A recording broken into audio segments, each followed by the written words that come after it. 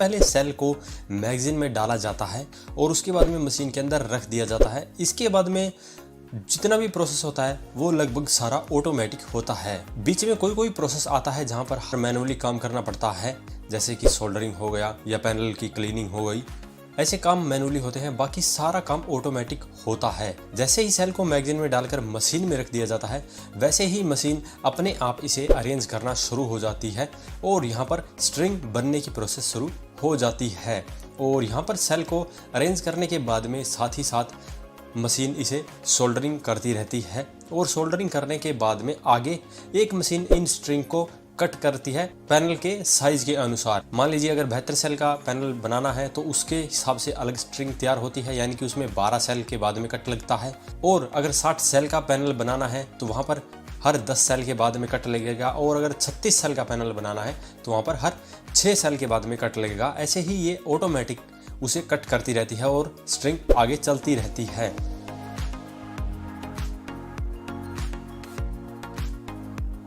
तो यहाँ पर दो काम होते हैं, एक मैनुअली किया जाता है, यहाँ पर पहले ग्लास लोड किया जाता है ईवीएस शीट के साथ में।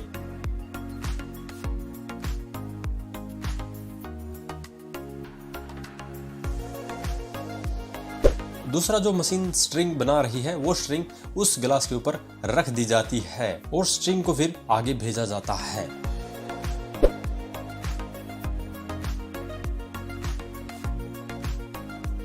फिर स्ट्रिंग की टैपिंग की जाती है ताकि जो स्ट्रिंग है उसके बीच का जो गैप है वो बराबर बना रहे, और उसके बाद में यहाँ पर स्ट्रिंग की सोल्डरिंग की जाती है।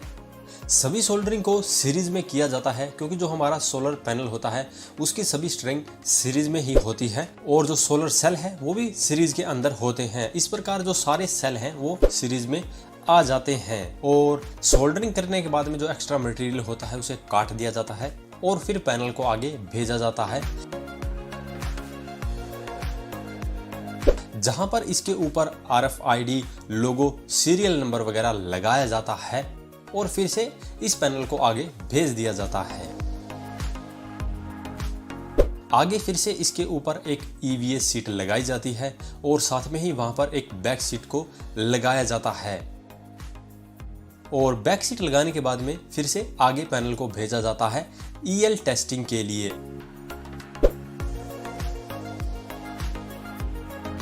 EL टेस्टिंग के अंदर माइक्रो क्रैक को देखा जाता है कि कोई सेल डैमेज तो नहीं है, जो हम नंगी आंखों से नहीं देख सकते हैं वो इस EL टेस्टिंग के अंदर पता चल जाता है। अगर पूरी तरह से सब कुछ ठीक रहता है तभी पैनल को आगे भेजा जाता है लेमिनेशन के लिए। लेमिनेशन होने के लिए लगभग 15 मिनट का समय लगता है और ये जो मशीन है वो एक बार में 5 शीट की लेमिनेशन कर सकती है।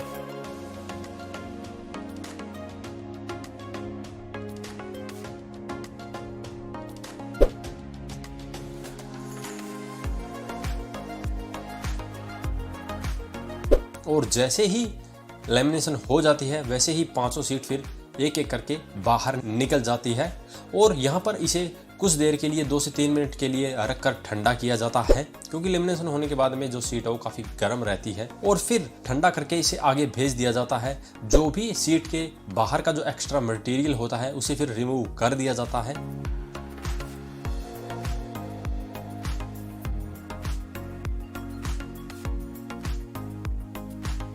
और आगे फिर इस सीट को विजुअल इंस्पेक्शन के लिए भेज दिया जाता है।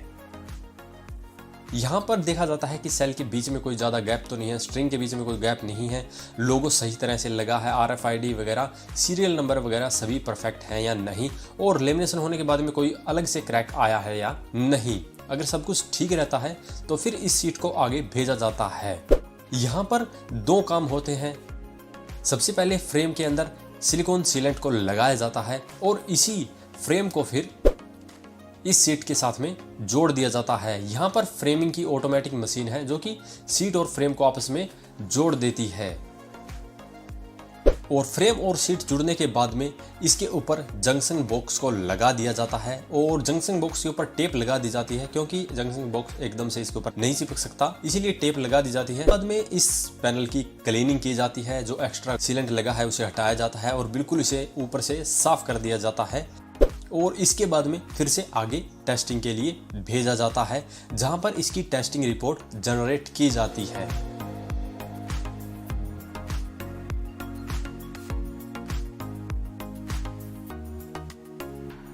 इसके बाद में सबसे फाइनल में दोबारा से इसकी ईएल टेस्टिंग की जाती है, जैसा कि पहले की थी।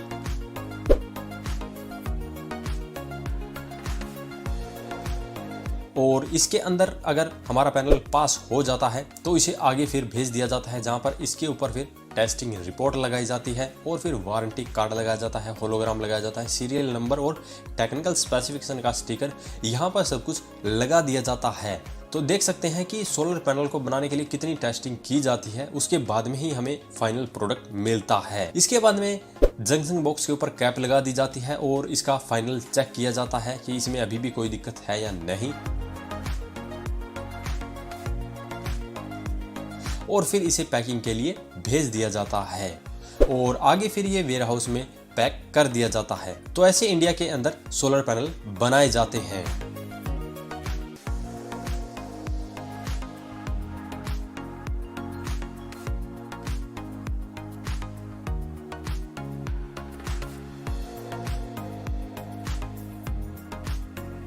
यूटिल कंपनी के अंदर आपको अलग अलग साइज के अनुसार सोलर पैनल देखने को मिलते हैं। जितना बड़ा साइज का आपको सोलर पैनल चाहिए उतना बड़ा ले सकते हैं, छोटा साइज का चाहिए तो आप छोटा साइज